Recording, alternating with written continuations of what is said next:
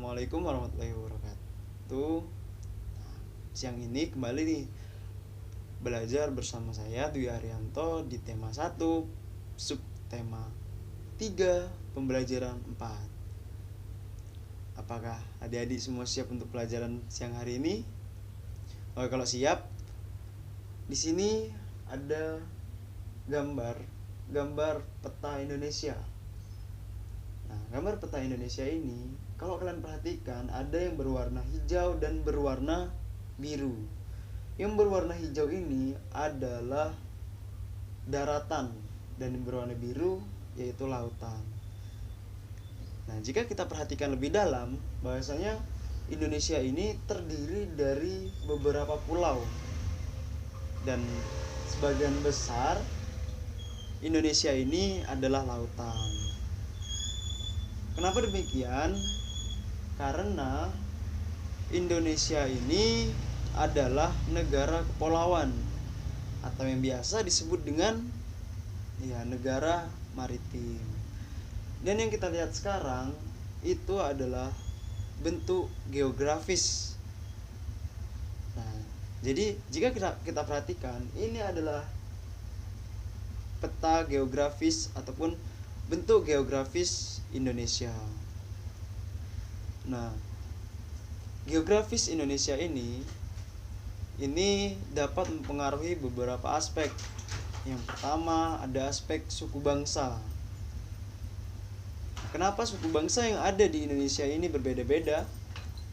Karena nenek moyang bangsa Indonesia ini berasal dari daerah-daerah ataupun negara-negara lain seperti Yunani, dari Cina, dari Mongolia, dan dari berbagai negara. Selanjutnya yaitu bahasa. Kenapa di Indonesia ini memiliki bahasa yang berbeda-beda? Nah, di Indonesia ini memiliki bahasa yang berbeda-beda karena adanya suku bangsa tadi. Sehingga negara Indonesia ini dikelompokkan di bahasa Australia Asia, atau yang biasa kita sebut dengan bahasa Melayu ataupun bahasa Indonesia yang kita gunakan sekarang. Nah, selanjutnya juga ada religi. Nah, religi ini yaitu kepercayaan. Nah, ketika kita berbicara kepercayaan, itu kita berbicara tentang agama. Nah, bentuk geografis Indonesia yang berbeda-beda tempat ini mempengaruhi bentuk kepercayaan masyarakat-masyarakatnya. Nah, agama yang ada di Indonesia ini ada 6.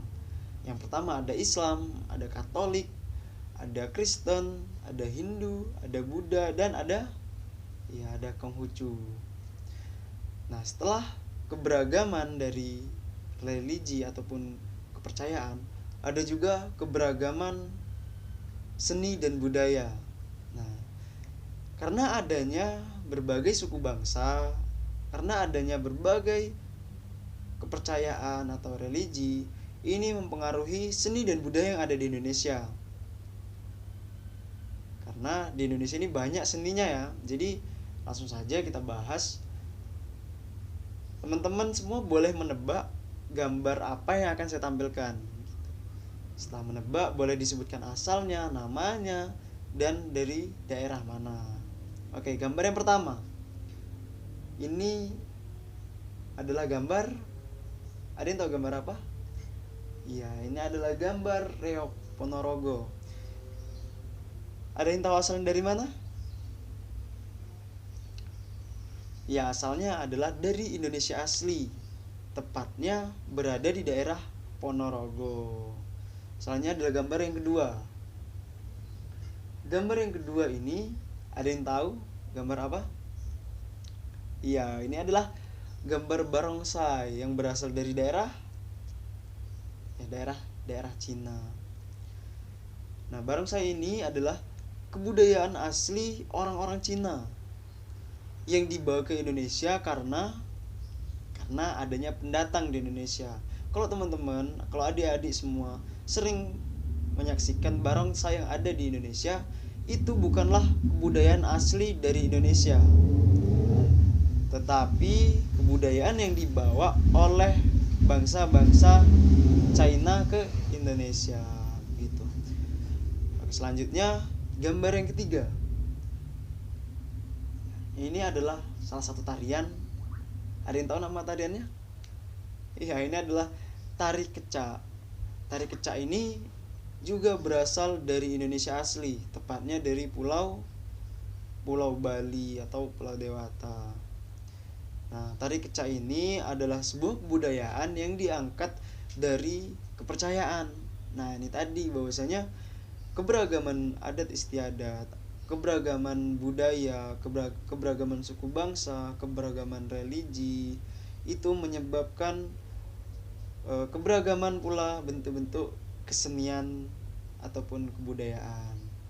Nah, jadi bentuk geografis Indonesia yang terdiri dari banyak pulau atau mungkin bisa lebih dari 13.000 pulau yang ada di Indonesia, dari pulau besar dan pulau kecilnya, ini memiliki keberagaman suku bangsa, keberagaman bahasa, keberagaman kepercayaan atau religi dan seni dan budaya. Nah, dari keempat ini memiliki hubungan tersendiri sehingga tidak bisa kita pisahkan satu persatu dari bentuk geografis tadi. Nah, mungkin segitu saja pembelajaran pada siang hari ini. Saya akhiri ataupun kakak tutup. Assalamualaikum warahmatullahi wabarakatuh.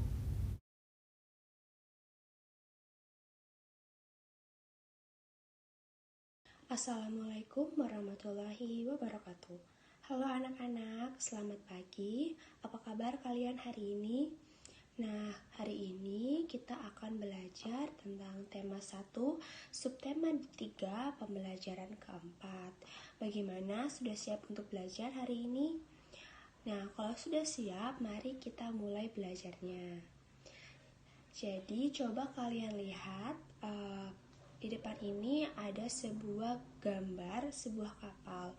Tahukah kalian apa nama kapal seperti pada gambar di samping? Ya, ini namanya kapal pinisi.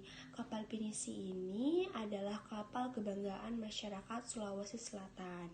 Kapal pinisi ini yaitu kapal yang istimewa dan berbeda dari kapal yang lain. Apa ada yang tahu mengapa demikian? Ya, karena seluruh bagian kapalnya terbuat dari kayu dan dirangkai tanpa menggunakan paku. Nah, biasanya pada umumnya kapal pinisi ini memiliki 2 tiang layar utama dan 7 buah layar. Keren sekali ya. Jika nenek moyang kita saja mampu berjaya dengan konsep maritimnya, maka sudah seharusnya kita sebagai generasi penerus juga bisa berjaya dengan kondisi geografis. Nah, di Indonesia ini yaitu merupakan negara kepulauan yang membuat Indonesia itu mempunyai kebudayaan yang beragam. Nah, kebudayaan tersebut antara lain seperti bahasa, adat istiadat, tradisi, sistem kepercayaan. Nah, keberagaman suku bangsa ini merupakan salah satu kekayaan yang dimiliki oleh Indonesia. Ciri keberagaman budaya lokal di Indonesia. Budaya Indonesia itu punya keberagaman suku bangsa yang begitu banyak. Kemudian Indonesia juga mempunyai berbagai macam bahasa daerah. Kemudian keberagaman religi atau agama, ada 6 agama yang diakui secara resmi oleh pemerintah, yaitu agama Islam, Katolik, Kristen, Hindu, Buddha, dan Konghucu. Kemudian keberagaman seni dan budaya. Salah satu wujudnya adalah kesenian, baik itu dalam seni sastra, seni tari, seni musik, seni drama, maupun seni rupa. Keberagaman budaya ini ada yang terpengaruh juga dari budaya luar. Dampak keberagaman dari segi budaya, yang pertama karena mudahnya masuk pengaruh luar ke Indonesia, masyarakat Indonesia itu lebih mengenal budaya asing. Hal itu kemudian menimbulkan beraneka ragam kebudayaan dan adat akibat pengaruh luar. Kalau dua hal ini tidak bisa kita tangani dengan baik, maka akan menggerus kebudayaan Indonesia sendiri. Kebudayaan Indonesia itu dikenal juga dengan cara atau melalui perdagangan dan pariwisata yang ada di Indonesia. Kemudian ada tontonan dan adegan film yang kurang pantas. Hal itu membawa efek buruk bagi bangsa Indonesia. Beberapa hal yang harus diwaspadai agar tidak mempengaruhi budaya Indonesia. Nah, berikut ini ada contoh budaya asli Indonesia. Ada reog, kemudian ada tari kecak, dan ada alat musik angklung. Selain itu, ada juga contoh budaya serapan dari bangsa lain atau dari negara lain. Contohnya adalah musik keroncong, kemudian barongsai, dan ada tari cokek. Negara Indonesia itu merupakan negara kepulauan dan disatukan oleh laut atau perairan. Hal itu mempengaruhi kondisi transportasi yang ada di Indonesia. Hal itu tidak bisa terus-menerus kita menggunakan transportasi darat karena antara pulau yang satu dengan pulau yang lain itu terpisah oleh lautan. Nah, adapun jenis model transportasi yang efektif digunakan adalah kapal laut dan pesawat terbang. Jika penyediaan dan penggunaan transportasi antar pulau ini memadai, maka akan sangat membantu kehidupan masyarakat. Nah, berikut ini peta jalur transportasi udara di Indonesia. Ini adalah beberapa bandar udara yang ada di Indonesia, yaitu ada Bandara Soekarno-Hatta di Banten, ada Bandara Kuala Namu di Medan, dan ada Bandara Ngurah Rai di Bali, dan banyak lagi bandara-bandara yang lainnya yang ada di Indonesia. Ini hanya beberapa yang Ibu sebutkan. Selanjutnya ini adalah peta jalur transportasi laut. Di Indonesia ini beberapa pelabuhan yang ada di Indonesia, yaitu yang pertama ada Pelabuhan Bakauheni di Lampung, Pelabuhan Tanjung Priok ada di Jakarta, Pelabuhan Gilimanuk ada di Bali, dan Pelabuhan Ambon ada di Maluku. Dan masih banyak lagi pelabuhan-pelabuhan di Indonesia. Kemudian banyaknya kegiatan sehari-hari yang mencerminkan nilai-nilai Pancasila. Contohnya adalah gambar berikut yang kalian perhatikan gambarnya. Di sini ada keluarga yang sedang bermusyawarah. Bermusyawarah itu merupakan penerapan dari nilai-nilai Pancasila, terutama nilai sila keempat. Di sini keluarga Pak Hari sedang bermusyawarah. Salah satu contohnya bermusyawarah di rumah adalah ketika pembagian tugas dalam membersihkan rumah. Kemudian contoh lain bermusyawarah yaitu ketika ingin menentukan tempat liburan. Nah, musyawarah itu sederhana yang dilakukan di rumah. Pengambilan keputusan secara musyawarah itu dapat dilakukan dimanapun. Nah, tadi kita sudah melihat contoh yang ada di rumah. Nah, musyawarah juga itu atau pengambilan keputusan juga dapat dilakukan di sekolah. Contohnya di sini adalah pemilihan ketua kelas. Kemudian dapat juga dilakukan di masyarakat. Di sini ada contoh pemilihan ketua RT, kemudian ada rapat masyarakat, kemudian ada pemilu. Nah, itu merupakan contoh-contoh pengambilan keputusan secara musyawarah. Nah, jadi bisa dilakukan di rumah, di sekolah, maupun di masyarakat.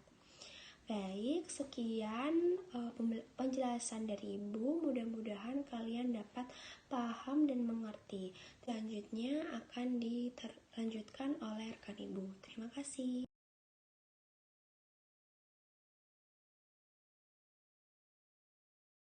Assalamualaikum warahmatullahi wabarakatuh. Selamat pagi semuanya. Apa kabar hari ini? Semoga selalu sehat-sehat semua ya, Nak. Oke. Nah, hari ini kita akan belajar tentang mata pelajaran PKN, Nak. Nah, ada ingat nggak kita hari ini mau belajar apa? Ya, masih mengenai tentang Pancasila. Siapa yang di sini hafal Pancasila?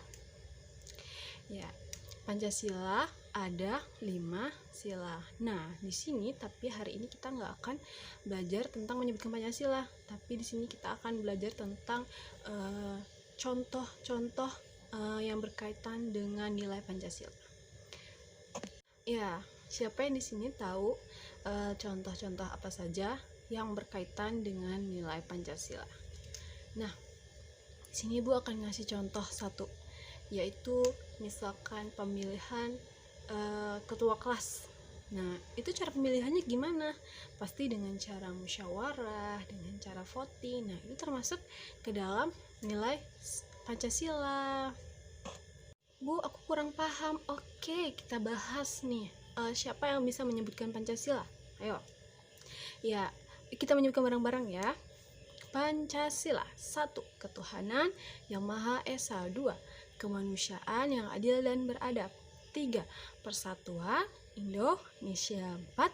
Kerakyatan yang dipimpin oleh hikmat kebijaksanaan dalam permusyawaratan perwakilan. 5. Keadilan sosial bagi seluruh rakyat Indonesia. Nah, dari 5 Pancasila tadi kita bisa mengambil nilai-nilai yang terkandung di dalamnya. Seperti tadi pemilihan, misalkan dalam pemilihan ketua kelas. Nah, dalam pemilihan ketua kelas itu kan pasti di dalamnya tuh ada kayak acara rembukan, seperti ayo voting siapa kandidatnya gitu, siapa gitu. Nah, itu termasuk ke dalam nilai Pancasila. Oke, di sini Ibu akan membagi beberapa kelompok untuk kalian untuk mendiskusikan kira-kira kegiatan apa aja yang berkaitan dengan nilai-nilai Pancasila. Kegiatan pengambilan keputusan bersama yang berkaitan dengan nilai-nilai Pancasila. Oke, silahkan yang mau membagi kelompoknya dipersilahkan. Baik, udah terbagi semua ya, udah rata semua. Oke, kita langsung aja ke pembelajaran menulis. Kalian di sini tugasnya adalah menuliskan kegiatan pengambilan keputusan bersama yang sesuai dengan nilai-nilai Pancasila. Terserah minimal 5 kegiatan. Oke, bisa dimulai dari sekarang.